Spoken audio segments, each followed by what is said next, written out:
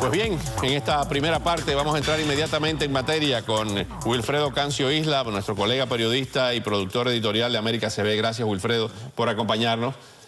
Y otro muy desconocido, ustedes no lo conocen, debuta esta noche en la televisión aquí, Jicky Quintana, comentarista nuestro, deportivo, narrador de los Marlins y periodista deportivo de este Canal 41. Gracias, Jicky. No, gracias a ti por invitarme. Hombre, por favor, mira, hay evidentemente un tema que está rebotando en el mundo entero, en el mundo deportivo, y son las declaraciones de ese gran jugador de béisbol, Mesa, que realmente plantea o replantea un tema que ha estado muchos años dándole vueltas al mundo, con la contratación de este muchacho Balaguer, que acaba de salir de Cuba, desertó en Nicaragua, tengo entendido.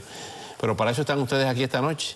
Se replantea este tema, van a seguir estas deserciones y al permitir, si permitiera al gobierno cubano que se contrataran, violaría el embargo. La béisbol de Grandes Ligas no puede contratar a nadie en Cuba, ¿no? Explícanos cómo es la cosa. Me parece que no, esa parte yo creo que Cancio puede explicarla mejor. Pero a mi modo de ver, se viola el embargo y no van a permitir que vengan jugadores a estar aquí en Grandes Ligas y regresar con el dinero a Cuba. Pero por otra parte, ¿lo permitirá Cuba? Vamos a explicar a los televidentes qué es lo que ha pasado con esta historia. Lo que ha pasado es que las deserciones del equipo nacional cubano de béisbol son una detrás de la otra. Pero no solamente del equipo nacional, sino que ahora también los juveniles. Yo estuve buscando una lista rapidita y hay una relación enorme de peloteros. No solamente los que son estrellas en Grandes Ligas, que ya son muchos, sino también muchachos jugando en AAA, en AA, en categoría A, jugando en México, jugando en Alemania, jugando en España, jugando en Portugal, béisbol. Y se le está pagando. Y esos están recibiendo dinero por eso. Y cualquiera de ellos, por muy humilde que sea como pelotero, aunque se destaque poco, realmente está mejor desde el punto de vista económico que los que están dentro de Cuba, que a lo mejor algunos de ellos son hasta mejores. Y eso es una contradicción que están viendo los que están allí en Cuba. O la propaganda que se hace cuando se dice que Harold Chapman firmó un contrato de 30 millones de dólares. Eso no lo puede parar el gobierno. Ese es el lanzador que dicen que le han medido la recta más de 100 millas. 105 millas. Llegó a tirar. 20 años lo que tiene. Es muy joven, tiene 21 años. 21 años. Y dicen que es la velocidad más alta desde que se está midiendo la velocidad en las Grandes Ligas. A esto, Wilfredo Cancio, coincide este replanteamiento de Mesa, del ex pelotero cubano extraordinario estelar, ¿no? Era centerfield, ¿no? Sí, centerfield. Estelar centerfield. Estelar centerfield. Coincide con las aperturas anunciadas por Raúl Castro. ¿Tiene esto algo que ver o Mesa lo dijo motu propio o lo mandaron a que dijera? Yo no creo en las casualidades. Yo no creo en las casualidades. Evidentemente, estas declaraciones se producen prácticamente 24 horas después que se da a conocer la deserción de Yaciel Balaguer, que está en Nicaragua. Hay rumores de que podría llegar a Estados Unidos esta misma semana.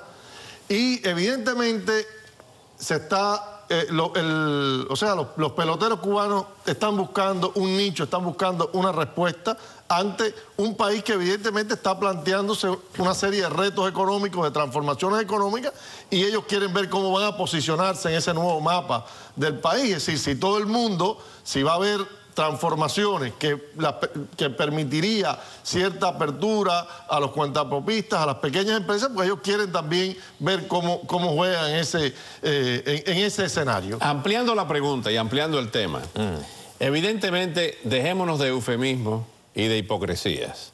El béisbol, el deporte amateur no existe. No existe. No existe porque desde que empezaron en las Olimpiadas, el varón Pierre de Coubertin enterrado está, que lo importante no es ganar, sino competir, y todo el romanticismo. No, la realidad es que se le paga a los futbolistas, a los de soccer, a los de balompié, se le paga a los jugadores de béisbol, se les paga a los basquetbolistas, se le paga a los atletas de campo y pista, se les paga a todo el mundo. Ahora bien, en el caso de Estados Unidos, y esta es la pregunta, el planteamiento a ustedes dos, en el caso de Estados Unidos se viola el embargo, pero pudieran ser contratados por México, por China, sí, por Corea, que se juega béisbol profesional, sí, por Japón, sí, esos jugadores cubanos, y ganarían millones de dólares. Exactamente, pero además vamos a decir las cosas con su nombre y apellido, ¿no?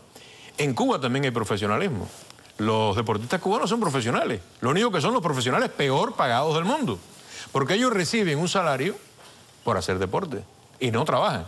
Entonces eso es una forma de profesionalismo también. Que lo habían todo el llamado campo socialista, todos esos grandes campeones olímpicos, esos campeones mundiales que había en Alemania, en la ex Unión Soviética, eran profesionales también, porque el deporte amateur como tal, como tú acabas de decir, fue el sueño de Harold Pierre de Coubertin, pero más nada que eso, un sueño. Pero hay que decir que Víctor Mesa ha sido una persona que siempre se ha destacado por soltar, digamos, las declaraciones más fuertes, más controversiales. E incluso cuando estuvo en la Olimpiada en China, se entrevistó con el nuevo Gerald, el colega Jorge Ebro lo entrevistó, hizo declaraciones para sus amigos en Miami. Es decir, cosas que son inusuales entre este sector, que más o menos la gente se calla la boca y no dice lo que piensa. Pero coincide estas declaraciones también, es decir, con un momento en que el gobierno de Raúl Castro se está replanteando el lugar del deporte de alto rendimiento. Es decir, el presupuesto no da para seguir con alto rendimiento en todos los deportes. Y ellos van a hacer un corte dicen que para propiciar la masividad en el deporte, que había sido un reclamo de la política cubana en los años 70. Evidentemente, el béisbol cubano está en una crisis, es decir, el único título que tiene el béisbol cubano en este momento es una Copa Intercontinental que ya desapareció, que la acaban de ganar con equipos mediocres que fueron a Taiwán a competir. Fuera de eso, no hay ningún otro título importante que tiene el béisbol cubano, que fue el rey realmente de la pelota internacional. Entonces, yo creo que hay una serie de preguntas que se están haciendo. Ellos están viendo a ver cómo la gente se posiciona. Tienen que buscar una solución, porque lo que sí está claro, y es lo que dice Yiqui, es que en Cuba, los peloteros jóvenes, lo único que piensan es ver cómo van a buscar el futuro en otra pelota que no sea la pelota cubana. En el plano hipotético de que un jugador cubano firme con Japón y se le dan, no se le van a dar 40 millones, pero se le dan 10 millones. Ese dinero el gobierno cubano va a tratar de canalizarlo a través de ellos. Bueno, hay un estudio que está haciendo el INDER, según ha trascendido. El INDER es el Instituto Nacional de Deportes, Educación Física y Recreación, que es el máximo organismo del deporte en Cuba. El que dirigió durante muchos años José Ramón Fernández, Gallego Fernández. Bueno, lo dirigía desde la supraestructura. Sí. No fue directamente. No, y sigue siendo la persona del gobierno que dirige. Porque es el presidente del Comité Olímpico. Sí. Había uno, García Bango. Después estuvo Llanusa de presidente. En definitiva, han pasado muchos por allí, han ido cayendo esos nombres y han venido otros. Y el Gallego siempre de la superestructura del secretariado era el que dirigía el deporte. Y de hecho lo sigue dirigiendo de alguna manera hoy día. A pesar de su edad. A pesar de su edad.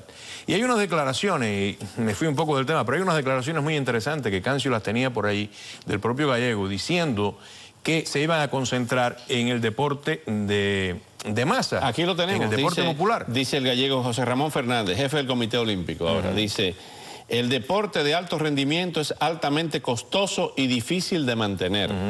Tiene que hacerse un sacrificio muy costoso y tenemos otros compromisos como el del deporte para todo el pueblo. Es más importante la salud, la recreación que la competencia y las medallas. ¿Pero qué es eso? Se enteraron muy tarde. ¿Y ese cambio 50 años después? Se enteraron muy tarde. Hablábamos, Cancio y yo, antes de entrar al programa, de que el gordito en Cuba nunca tuvo cabida en el deporte. El gordito, el flaquito, el chiquitico, porque no hay deporte masivo. El último campeonato municipal que se hizo en Santi Espíritu, en Camajuaní, nadie recuerda cuándo fue. El deporte masivo no existe, porque era deporte de laboratorio, era la copia del deporte alemán de la RDA. Y eso fue lo que copió Cuba. Y era el deporte de coger a 12 muchachitas, entrenarla mañana, tarde y noche, darle mejor alimentación y hacer un equipo de voleibol fabuloso. Sí, pero eran 12 nada más. Lo único que había un poco de masividad y no la que se debía haber era el béisbol. Pero los demás, no. Así que ir a buscar eso es más caro todavía que el deporte de alto rendimiento. Pero también se perdió la costumbre esta, no solo del sentimiento de barrio, de municipio sobre los equipos, se perdió.